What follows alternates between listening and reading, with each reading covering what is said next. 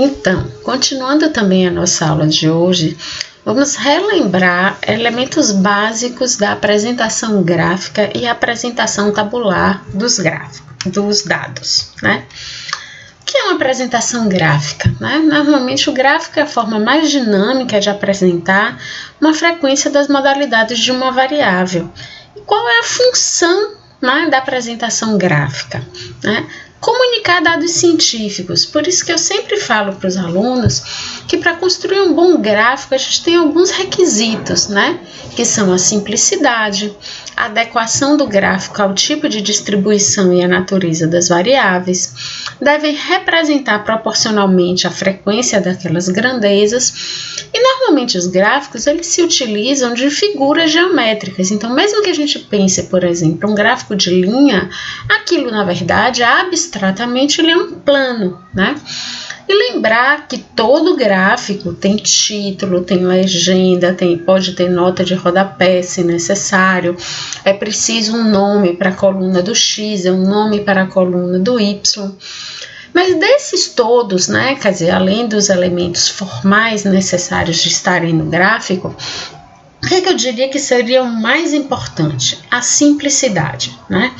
O uso da figura gráfica ou da apresentação gráfica, ela só é fundamental quando eu vou facilitar o leitor a compreensão da minha informação em saúde. Então, não tem sentido, eu insisto muito isso com meus alunos, não tem sentido eu pegar aquele gráfico lindo, 3D, inteira, se um leigo não consegue olhar para o gráfico e dizer o que aquele gráfico está significando, né, para aquele meu dado. Só que a gente tem gráficos que são mais adequados para as variáveis qualitativas ou quantitativas discretas e gráficos que são mais adequados às variáveis quantitativas contínuas. Por exemplo, para as qualitativas discretas, eu posso representar meus dados a partir de uma reta ou de um ponto.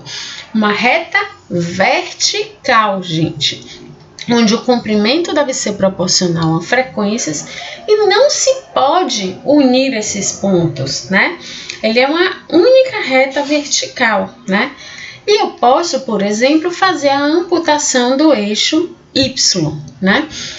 Então, eu posso dizer, bom, eu tenho 5 tipos de religião e tive 300 pessoas na primeira, 100 na segunda, 70 na terceira e 50 na quarta, tá certo? Eu posso ter um diagrama de barras, um setor de círculos. Então, o diagrama de barras, aqui está um exemplo da minha área, que é indivíduos com cárie e sem cárie. Então, lembram que lá nas variáveis qualitativas, como é que eu analiso elas descritivamente? Número, que a gente viu no gráfico passado, e percentual. Aqui eu tenho um percentual. Indivíduos que não têm cárie e que têm cárie por faixa etária. Então, por exemplo, aos 6 anos, 16% das crianças tinham cárie, 84% das crianças não tinham cárie. Gráficos de setores de círculo. O que é importante num gráfico de setor de círculo? Que a soma dessas informações tem que dar 100%. Quer dizer, eu não posso fazer um gráfico de setores de círculo, né, ou um gráfico de pizza, usualmente reconhecido, quando eu tenho a soma de cada categoria que supere os 100%, né? Então, lembrar que todo gráfico de pizza ele tem que fechar 100% da distribuição. Mas as variáveis contínuas não, né? As variáveis contínuas eu tenho muitas outras possibilidades. Eu posso, por exemplo, apresentar os dados no seu formato original, por exemplo, a partir de um polígono de frequências. E posso também classificar esses dados em categorias, né? Então, eu posso transformar eles em variáveis qualitativas, seja com intervalos iguais, seja com intervalos diferentes. Então, por exemplo, idade. Eu tenho idade de 0 a 100 anos, mas eu posso dizer, bom, vamos construir um gráfico de 10 em 10 anos, vou construir um gráfico de 20 em 20 anos, ou eu vou considerar de 0 a 10 anos, de 10 a 20 anos, de 20 a 50 anos. Eu tenho intervalos diferentes e formas de representar também diferentes essa população. Então, quando a gente pensa esse, por exemplo, assim, Tinha, é um gráfico de linha. Não, não é um gráfico de linha. Isso aqui, para mim, é lógico que isso é uma linha, mas essa linha, na verdade, está representando este polígono de frequência, né? Com todos os valores que estão abaixo dessa distribuição. Então, toda essa linha achurada em vermelho está representando, por exemplo, a média de dentes cariados, né? E aí, consequentemente, restaurados, extraídos e com extração indicada, né? Então, esse seria um polígono de frequências típico, né? Assim como esse, né? É um gráfico de linha, contínuo, horizontal, quer dizer, ele não é horizontal porque é crescente, né? Mas é diferente lá daquele gráfico de ponto da variável qualitativa, né? Então, aqui eu tenho, por exemplo, a comparação de dois indicadores de cárie dentária, né? Segundo idade em diferentes anos de observação. Opa, desculpem. Então, quando eu falo, por exemplo, da representação em polígonos de frequência, se eu tenho, por exemplo, a representação da idade com intervalos iguais, eu posso fazer um polígono de frequências, como eu também posso fazer um gráfico de barras justapostas. Então, um histograma onde as variáveis são lá, as colunas são coladinhas uma das outras. Então, nessa faixa etária, por exemplo, eu tenho uma diferença de 5 anos em cada uma dessas faixas etárias e quantos indivíduos estão em cada uma delas. Então, eu poderia fazer um polígono de frequências simples a partir de cada faixa etária, ou eu poderia fazer um histograma de barras justapostas. Onde é que eu tenho que ter cuidado? Onde eu tenho intervalos diferentes. Então, por exemplo, eu tenho a faixa etária de 0 a 1 ano, representando um único ano, de 1 a 5, representando 4 anos, e de 5 a 10 e de 10 a 15, representando 5 anos. Quando eu tenho isso, eu preciso fazer ajuste da base. Por quê? Porque esse 15 aqui representa na amostra muito mais do que esse 10 aqui. Então, eu preciso dizer 15 para 1 ano está representando quanto de 5 para 5 anos, né? Então, eu precisaria multiplicar isso aqui pelo número e ajustar a mesma base para todos, né? Então, se a gente lembrar, é a mesma lógica do máximo múltiplo comum. Então, já que aqui é 5, aqui é 2, o meu máximo múltiplo comum é 10, é 4, desculpem, 4, 1, 4 e 5, né? Então, o máximo múltiplo comum é 20. Então, eu ajustaria a base por faixa etária para que eu adequasse a minha distribuição ao tamanho dessa base. Então, essa base é 1, essa base é 4, essa base é 5, essa base é 5. Então, quando eu faço o ajuste por idade, né, do tamanho de amostra em cada idade, eu tenho que construir o gráfico a partir dessa base ajustada, né? Aí eu construo um gráfico adequado para essa característica de distribuição. Então, é óbvio, né, que é bem diferente desse gráfico de intervalos iguais, né? Então, isso é uma coisa que eu preciso ter cuidado quando eu tenho variáveis que são pré-agrupadas. Já na apresentação tabular, né, a apresentação tabular ela é bastante simples. Eu vou chamar a atenção só de alguns elementos para que a gente não esqueça quando vai apresentar nosso resultado. É óbvio que a apresentação tabular é uma forma organizada de apresentar dados ou resultados de uma pesquisa. Vai facilitar a interpretação do pesquisador e o leitor da distribuição das variáveis e vai fornecer uma síntese de informação autoexplicativa e simples para ser observada. Uma tabela pode ser de monoentrada ou de dupla entrada, até de tripla entrada, né? Então, eu particularmente gosto muito de apresentar dados em tabelas, porque na tabela você vê com exatidão e com clareza todas as informações a respeito de um estudo. Mas toda tabela tem elementos essenciais, né? Primeiro deles é o título, né? Gráfico e tabela sem título não existe. E um título, ele deve ser o mais completo possível. O que é que eu medi, como eu medi, onde eu medi, quando eu medi, a que se refere, né, esse dado. Isso, gente, tanto em gráfico quanto em tabela, tá certo?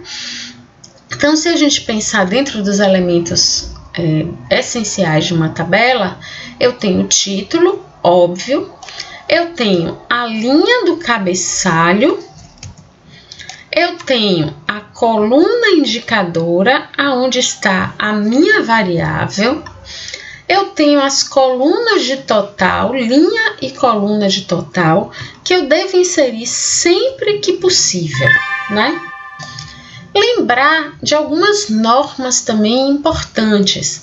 Toda vez que eu tenho números decimais ao interior dessa tabela, esses números decimais devem ser homogêneos. Então, eu tenho 1,1, eu vou trabalhar com a única casa decimal, então todos os números dentro da tabela tem que ter somente uma casa decimal. Vou trabalhar com 2 casas decimais, todas têm que ter 2 casas decimais, tá certo? Lembrando as normas de aproximação, né? Então, até o 4, a aproximação é para baixo, de 5 para cima, a aproximação é para cima, tá certo? Quando eu tenho, é óbvio que às vezes acontece da gente transformar o percentual e obter um 100.1, né? E aí a gente deve reduzir no menor valor da tabela. E no caso de 99,9, dentro da regra de aproximação, aumentar no maior valor da tabela. Lembrar que quando é seu dado de pesquisa, não precisa você colocar lá na nota de rodapé a fonte, né? A fonte ela vai ser colocada quando aquele dado que você está citando é um dado secundário, né? Por exemplo, você extraiu ele de um banco de dados, você extraiu ele da pesquisa de outra pessoa, comum, por exemplo, nas revisões sistemáticas e meta-análises. Mas é absolutamente dispensável, e a gente vê em muitos estudos, colocar fonte, próprio autor. Bom, se o dado é empírico, é óbvio que a fonte é o próprio autor, né? Essa é uma informação dispensável. Então, vamos pensar aí, ó, aqui eu tenho uma tabela de quádrupla entrada, né? Eu tenho a idade, eu tenho uma média, eu tenho um intervalo de confiança, limite inferior e limite superior, eu tenho dentes cariados, dentes perdidos, dentes obturados, né? Coluna indicadora, linha com as variáveis e coluna de totais. Título, nota de rodapé. Então, também toda vez que eu tenho siglas, né, no interior da tabela, eu preciso, dentro da nota de rodapé, dizer a que essas siglas se referem. Uma coisa bastante importante, né, se a gente for também reforçar, é que quadro é diferente da tabela, né? Então, quadro é a apresentação de uma informação que já foi descrita anteriormente na literatura. Aí sim eu preciso citar a fonte e normalmente, se a gente observar, o quadro, ele tem margens fechadas. A tabela necessariamente tem margens laterais abertas. Então, a tabela se refere a dados empíricos e o quadro se refere a dados já existentes na literatura, né? Então, o quadro vai se referir a essa sistematização, né? Como, por exemplo, aqui os teores de abastecimento os teores de flúor nas águas de abastecimento público. Quais são os elementos complementares de uma tabela? As notas ou chamadas, né? Por exemplo, as notas de rodapé. Quando eu quero chamar a atenção do leitor que tem alguma coisa diferente ali que ele precisa ver, né? Então, por exemplo, nesse caso, eu coloquei aqui um asterisco e eu digo, olhe, nessas duas variáveis aqui, que são variáveis quantitativas, eu não tenho diferença estatisticamente significante, né? Então, eu aponto na nota de rodapé a diferença estatística entre as variáveis. Nesse caso, comparando entre escolas públicas e escolas privadas, a condição dentária, né? Números de dentes cariados, perdidos e obturados. Quais são as principais normas de apresentação tabular? Nenhuma tabela deve ter um interior com caselinha, né? Aquele buraquinho na tabela vazio, né? Se não tiver nenhuma observação, a gente vai lá e coloca um hífen. O hífen está me dizendo, olha, não aconteceu nenhum caso naquela casela, naquela condição. Se eu desconheço a frequência, mas sei que ela existe, eu boto lá uns 3 pontinhos. Então, vamos lá. Eu sei que aconteceu um caso, mas eu não tive acesso a essa informação num banco de dados, por exemplo. Então, eu vou lá e boto os 3 pontinhos. E às vezes eu boto um hífen ou uma interrogação quando esse valor ainda não foi confirmado. Ou um símbolo de parágrafo quando é valor confirmado posteriormente. 0 para a gente na estatística, eu queria só chamar a atenção disso, que 0 para mim na estatística quer dizer que é uma frequência mínima e não que ela não existe. Por quê? Vamos lembrar das regras de apresentação? Se eu tivesse uma informação que eu tivesse que colocar na tabela de uma média de 0,00001, se eu tivesse que fazer aproximação para 2 casas decimais, isso viraria 0,00.